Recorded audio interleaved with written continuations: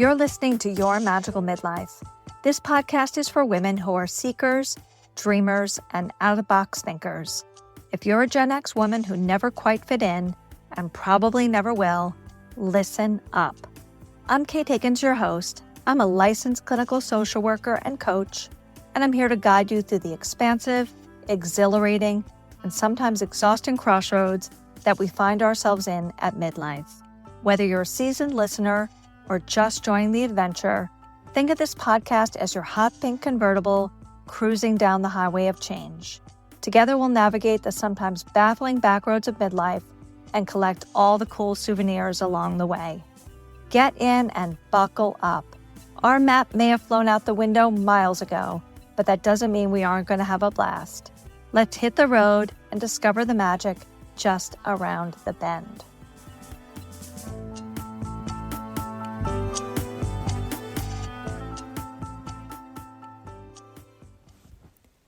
Rosebud Woman was developed in response to women's unaddressed needs for beautiful, luxurious products that provide relief and pleasure for all women, whether it be for period pain, perimenopausal woes, or menopause symptoms.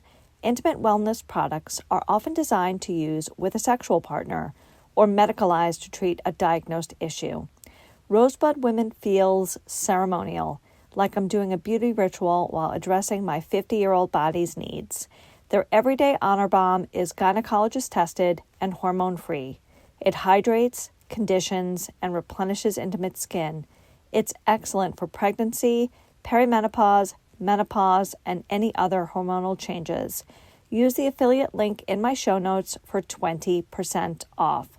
You can check out their products at www.rosebudwoman, that's ROSEWOMAN.com. Check out all their beautiful products and use the affiliate code in the show notes. I saw a woman in my neighborhood walking her dog the other day, and she was wearing what appeared to be a pageant sash. And when I got up close to her, I realized that her pageant sash had said retired on it. And it made me think about whether or not I'm ever going to be able to retire. And honestly, I'm not really sure. And if I'm more honest, I'm going to say I'm not even sure I want to retire.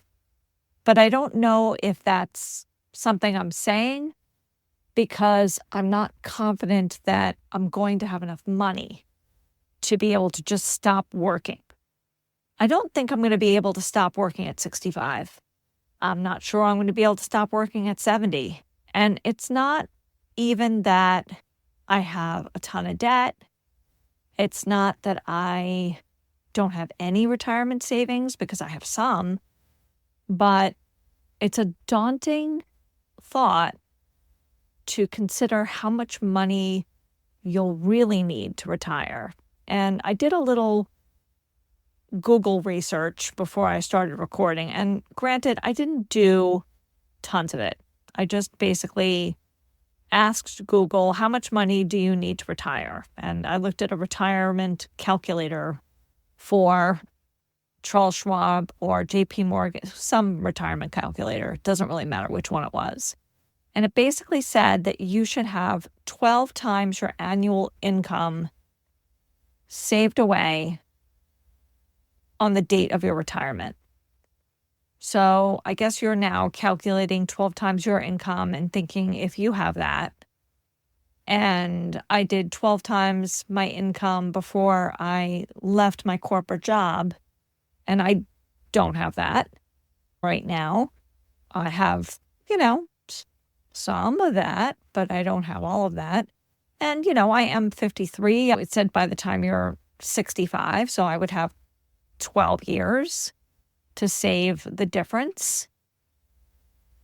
But as a person who works for themselves and a person who is new to working for myself, I haven't set up that part of my income replacement yet. I'm just in the baby stages of figuring out if I should be an S Corp as opposed to an LLC, and figuring out if quarterly taxes are something I need to do and all of that stuff.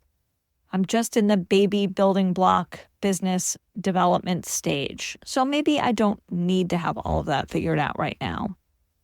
What I do know is a couple of things. And I know I say this frequently on this show. I know that I would like to avoid at all costs being in a retirement home, a nursing home, an assisted living, anything like that. First of all, because I hope not to be so unhealthy that I would need round-the-clock treatment or care or monitoring or assistance. I look at my father and his condition, and even before he had dementia, rather before he was diagnosed with dementia, he had a lot of issues with his mobility, his walking, falling, coordination, basic self-care, all these things that he has not been able to do for himself for like 3 years. And who knows how well he did them even when my mom was still alive. So there's the issue of mobility, and then there's the issue of memory, and then there's the issue of affordability. My dad is in a nice facility. My dad, when he had COVID and then got pneumonia and was in the hospital and then couldn't walk because he was laying in bed for 3 weeks, and he got what they call deconditioned, which is a condition that happens to elderly people when they aren't regularly moving. I guess if you lay down long enough and you're over a certain age, your muscles atrophy and then you really can't walk. He had to go to rehab for 2 weeks, and the rehab he went to was just a regular Medicare rehab. It wasn't a place where his supplemental insurance paid for. It was just what Medicare paid for. And I'm telling you, I'm sure that some people who are listening to this have parents or grandparents or elderly relatives who've been in like a regular state-run nursing home. It was like a dump. It was alarming. When I went to go see him and I saw that most of the people who worked there, they did not care at all. They gave no fucks about any of the patients that were there. It was like a warehouse for elderly people. I saw clearly mentally ill people and people with very advanced dementia who were essentially just parked in a chair, catatonic, drooling, staring at the wall, chatting with themselves, smelling like they had pooped themselves. It was really depressing. My dad fit in there because he was in pretty bad shape. He was pretty delirious from being in the hospital. He had what they call hospital delirium, where he was, disoriented. And at that time, we didn't know that he had dementia. He didn't have a dementia diagnosis yet. So if I had known that, it would have been less alarming when he kept insisting that while he was at the rehab, my aunt had come to see in a disguise. He was convinced that my aunt had come to see him, but she had been wearing a disguise and she was trying to fool him. And he went on and on and on about this, and I just nodded along because what else? You don't argue with someone when they're sick like that. But I guess dementia really does explain that, doesn't it? And also his wallet got stolen from the rehab and we had to file a police report. And when the police officer came, my dad was convinced that this 23-year-old police officer was in fact my brother, who is 56. And my brother is a police officer, but it was not this young kid who showed up. My dad was just like, why didn't Chris stay? Or did Chris get all the information he needed? And I had to keep telling my dad, that wasn't Chris. Chris is in North Carolina. It's okay. And again, I know this is all better explained by dementia.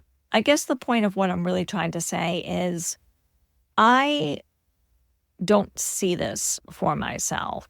And I don't think that most of the people who are in situations like that, that's not what they laid in bed and dreamed of when they were 40 or 45. Like, someday I'm going to be a feeble, elderly, fragile, sick person, and I'm going to live in a warehouse with other sick, feeble, ill, fragile people, and no one's going to help us.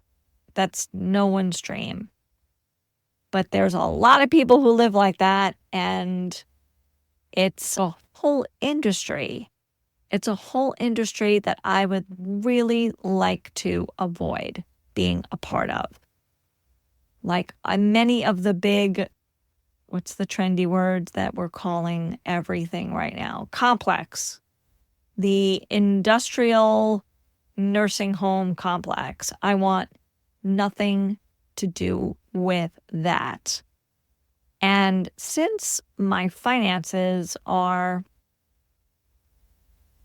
questionable as far as whether or not I'm going to be able to stop working, my thought was to rethink the entire concept of retiring and to build a life that I never feel like I need to retire from, and to build a beautiful plan, a beautiful existence, a beautiful scenario where myself and other people who live out of box, unconventional lives can all live together and look out for each other, share a big piece of land, maybe with cabins on it or tiny homes or nicer trailers or something, or I pool money with people and we buy like an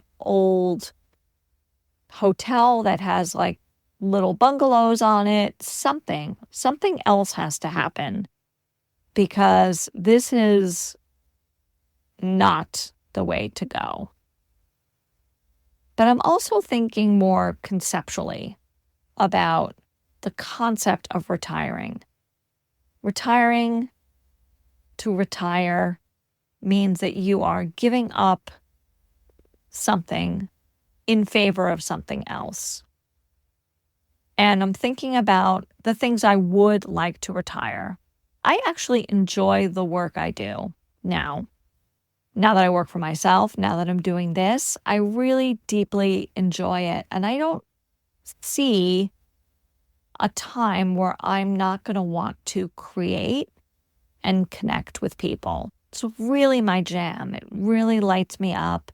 It really makes me happy. So why would I pick an arbitrary age to decide that I'm not doing it anymore? People retire from jobs because they either physically can't do them anymore, or because they hate them, or because that's just a societal construct that everybody has gone along with for the past 50, 60, 70, 75 years. I'm not sure. I'm not really sure when the concept of retirement started even. Probably when people farmed, they just farmed until they died. I'm sure there are still people who farm until they die. Or in less developed countries, there is no corporate structure the way there is in developed countries. So this post-industrial concept that you work to a certain age and then you get your gold watch and then you march off into the field and go on a Carnival cruise, that's a newer social concept. And there's no reason why you have to do that if that's not what you want to do. If either because you can't afford to do it or because it doesn't appeal to you. I would like to keep using my creativity, my brain, my talents, my abilities, my gifts, some of which I really just feel like I'm stepping into. I would like to use those gifts until the day I die. So I have to build a life where I can do those things. And I want you to tease that concept out for yourself and see, are you somebody who you have this job that you just do? It's not your passion. You did it because you had to pay your mortgage. You had to raise your children. You had to put your kids through college. You had to put your husband through law school, whatever it is. And you did your city or state job, or you taught or whatever, and you know you're getting your pension, or you've been paying into your 401k since you were 21 years old, and you know exactly how much money you have, and you know that when you turn 63 or 65 and you know you're going to get Medicare, you're going to retire, and that's going to be it for you. And you're not going to do anything else except maybe hang out with your grandkids and all of that. And that's great for you. Good for you. That's the life you wanted to live. That's great that that worked out exactly the way that you had hoped it would. Now, a lot of people, I imagine especially the people who listen to this podcast and follow somebody like me, you might have a less conventional situation. And so why not conceptualize a different kind of retirement for yourself? Why don't you discuss with friends how you could make that palatable for you? How can you make a situation for you? How can you grow a community where people look out for each other, hang out with each other, make sure everyone's okay, maybe live with each other in a house, maybe you buy a block, right? Maybe you buy a set of 4 houses, 2 and 2 facing each other across the street, and that's your little community, and you have your Friday night gatherings and your Sunday thing, your Sunday brunch, your Friday movies, and that's what you're going to do. I encourage you to start planning, because if you are 50 now, 15 years is going to be fast. 20 years is going to be fast. Didn't it seem like you were just 30 yesterday?